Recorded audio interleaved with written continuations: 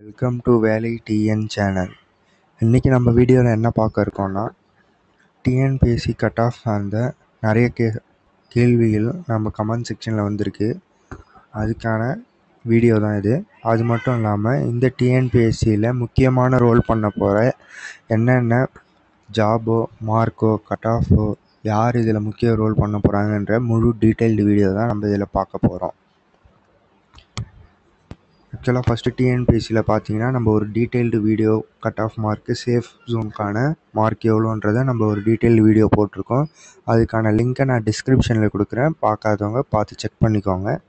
இப்போ TNPSC group 4ல் பார்த்தீங்கன்னா 6244 போஸ்டிங்காக அதை டிவைட் பண்ணி நம்ம ஒவ்வொரு ஸ்டாண்டர்டுக்கு ஏற்ற மாதிரி டிகிரி ஸ்டாண்டர்டு எத்தனை 10th 12th ஸ்டாண்டர்டுக்கு எவ்வளோன்றதை நம்ம பிரித்து ஆல்ரெடி காட்டியிருந்தோம். போஸ்டிங் எவ்வளோ வேக்கன்சி இருக்குன்றதையும் நம்ம ஆல்ரெடி பழைய வீடியோவிலே பார்த்துட்டோம். நம்ம வாங்க இப்போ வந்து கேள்வி என்னென்ன கேட்டிருக்காங்க, இது என்ன மேஜர் ரோல் வந்து இந்த டிஎன்பிஎஸ்சி கட் ஆஃபில் ப்ளே பண்ண போகுதுன்றதை நம்ம பார்ப்போம்.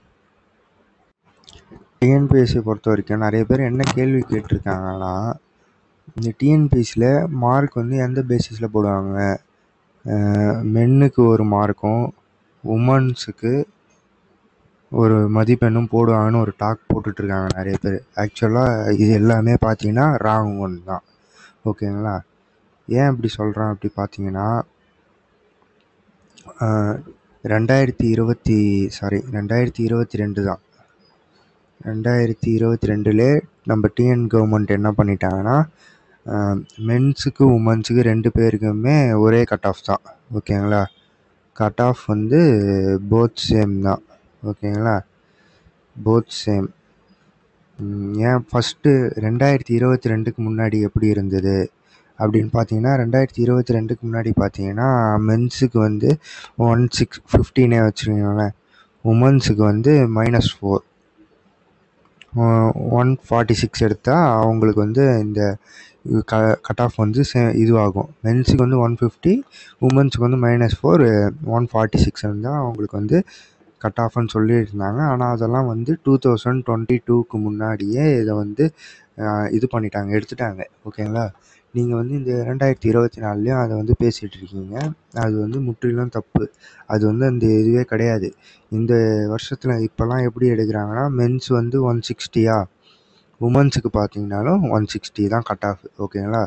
2 பேருக்கும் போத் கட் ஆஃப் தான். ஓகேங்களா? இப்போ வந்து 2 பேருக்குமே வந்து போத் கட் ஆஃப் தான். ஓகேங்களா? அடுத்தது வந்து பிஎஸ்டிஎம்மை பார்த்தீங்கன்னா, இது வந்து இந்த சர்டிஃபிகேட்டு நான் வந்து ஃபுல்லாக தமிழ் மீடியம்லேயே நான் இது வந்து படிச்சிருக்கேன் அப்படின்றதுக்கு சான்றிதழ் பிஎஸ்டிஎம்னு சொல்லுவாங்க. தமிழ் எலிஜிபிள் இது. ஓகேங்களா? இது வந்து என்ன யூஸ், இது வந்து ஏதாவது ஒரு பெரிய ரோல் பண்ணுமா, இது இல்லை மற்றவங்களுக்கும் எங்களுக்கும் தாக்கத்தை உண்டாக்கணும்னா ஒன்றும் பெருசாலாம் இது வந்து இது பண்ணாது. ஓகேங்களா? பெரிய மேஜர் ரோல்லாம் இது ப்ளே பண்ணாது இந்த கட் ஆஃபில். ஏன் பார்த்தீங்கன்னா, குரூப் 4க்கு பொறுத்த வரைக்கும் நமக்கு வந்து 10th ஸ்டாண்டர்ட் தான் வந்து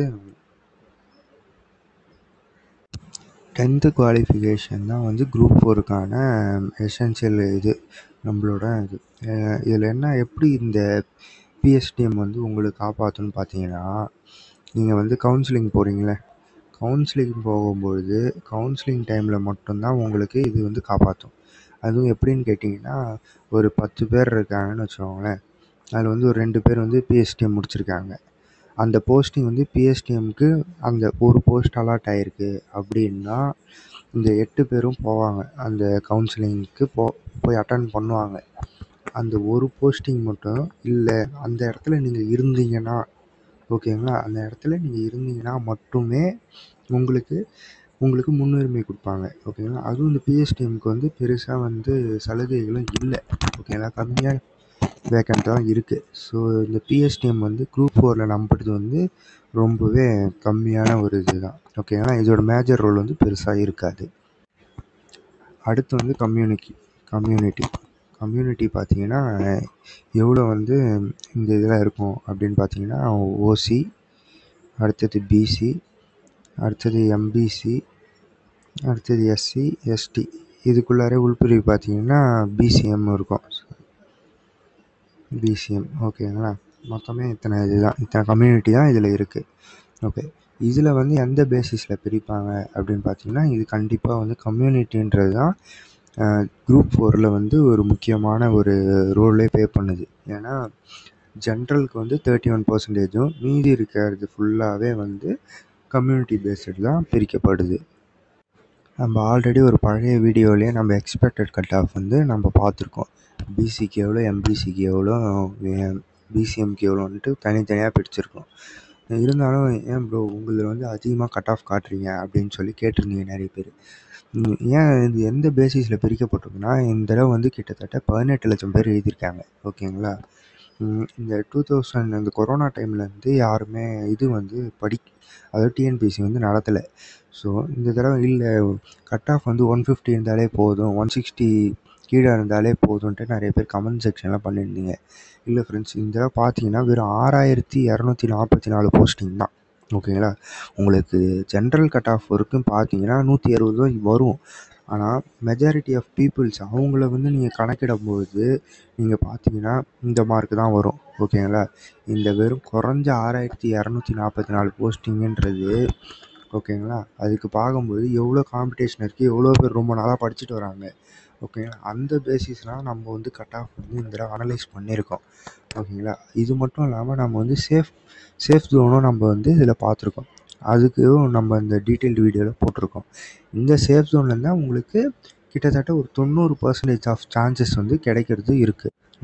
இந்த சேஃப் ஜோன் பார்த்தீங்கன்னா ஆஃப்டர் கீ, அதுக்கு முன்னாடி இது. ஓகேங்களா? 1 or 2 தான் மைனஸ் ஆகும். ஓகேங்களா? இந்த டிஎன்பிஎஸ்சி கீ விட்டதுக்கப்புறம் அது பேசிஸில் நம்ம பிரிக்கும்போது இதுதான் நம்மளோட சேஃப் ஜோனுக்காக பார்த்தீங்கன்னா இதுதான் இருக்குது.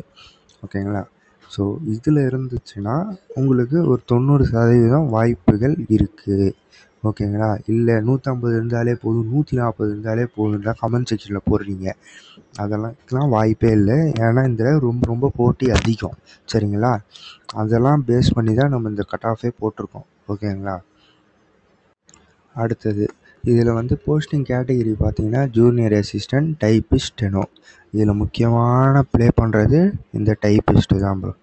டைப்பிஸ்ட் தான் வந்து குரூப் 4ல் ரொம்ப முக்கியமான ஒரு ரோல் ப்ளே பண்ணும். ஏன்னா டைப்பிஸ்ட்டுக்கு நம்ம என்னென்ன வேணும், lower higher with both English and Tamil ரெண்டுமே எலிஜிபிள் இருக்கணும். அது ஓகேவா? ஏன்னா இந்த காம்படிஷனை எல்லோரும் மோஸ்ட்டாக முடிச்சு தான் வச்சுருக்காங்க. ஓகேங்களா?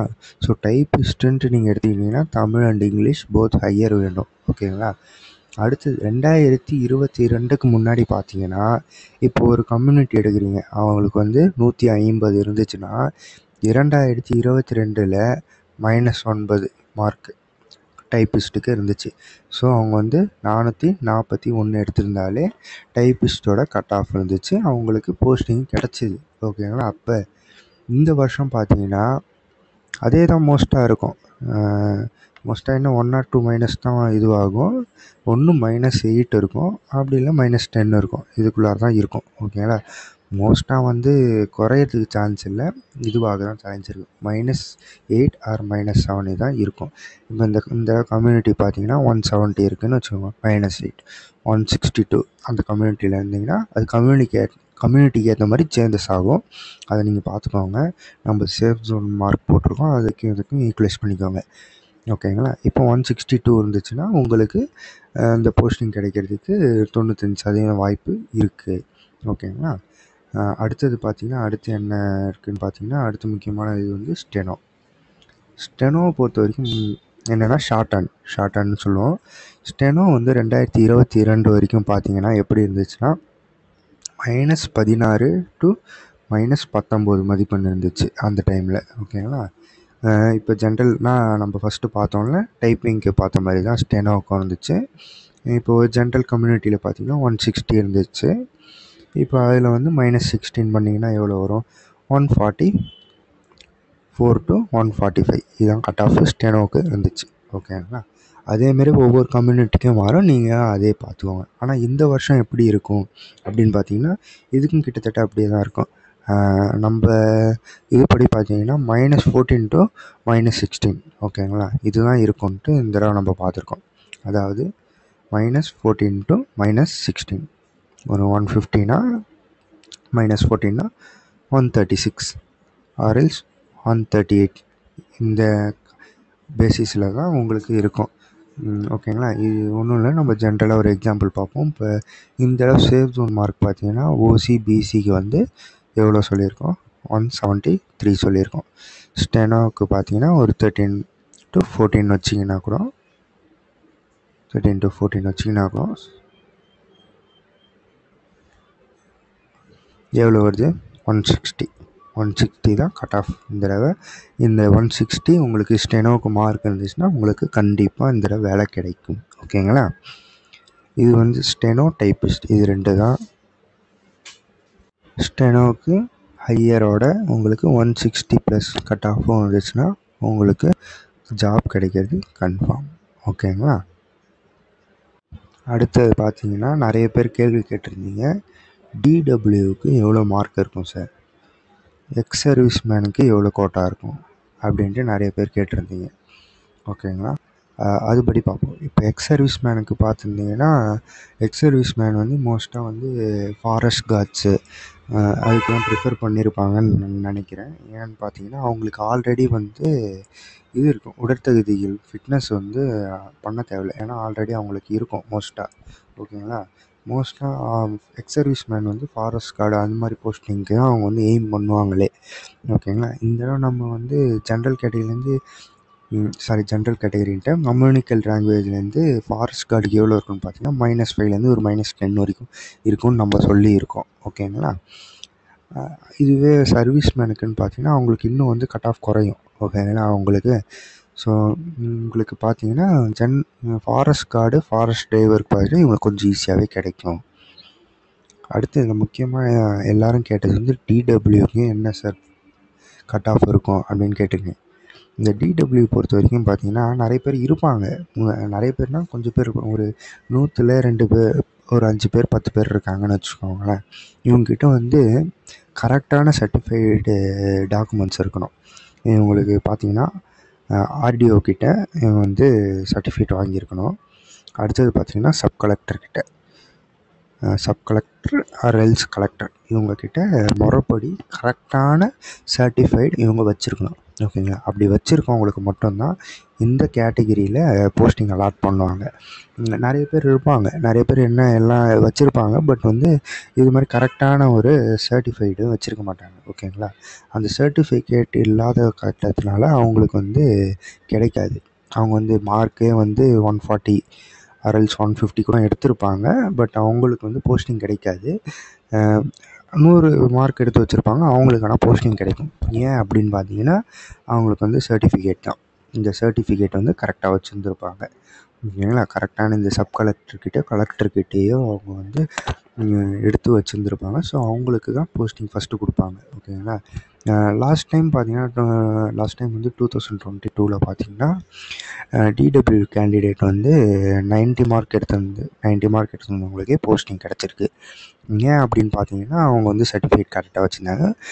பட் 130+ எடுத்தவங்களுக்கு யாருக்குமே கிடைக்கல. அதுக்கு ஏன் காரணம்னு பார்த்தீங்கன்னா இந்த சர்டிஃபிகேட் தான் ப்ராப்ளமாக இருந்துச்சு. இவங்களுக்கு சர்டிஃபிகேட் கரெக்டாக ப்ரொவைட் பண்ணாங்க கரெக்டான பர்சன்கிட்ட. ஸோ கரெக்டான பர்சன் கொடுத்த சர்டிஃபிகேட்டை இவங்க ப்ரொவைட் பண்ணாங்க. ஓகேங்களா? அதுக்காக இவங்களுக்கு 90 மார்க் எடுத்திருந்தவங்களுக்கே போஸ்டிங் கிடச்சிது. ஓகேங்களா? இந்த கேட்டகிரியாக இருந்தீங்கன்னா நீங்கள் இப்போவே சர்டிஃபிகேட்டை வந்து ரீசெக் பண்ணி வச்சுக்கோங்க. ஓகே ஃப்ரெண்ட்ஸ், அவ்வளோதான் ஃப்ரெண்ட்ஸ். இது மூலம் மேலும் டிஎன்பிஎஸ்சி சம்மந்தப்பட்ட அனைத்து தகவல்களையும் நம்ம தெரிஞ்சுக்கொள்ள நம்ம சேனலை சப்ஸ்கிரைப் சொல்லுங்கள். இது இன்னும் சந்தேகம் இருந்துச்சுன்னா நம்ம கமெண்ட் செக்ஷனில் சொல்லுங்கள். நம்ம அதுக்கான டீட்டெயில்டு வீடியோவும் அடுத்தது நம்ம போஸ்ட் பண்ணலாம். தேங்க்யூ.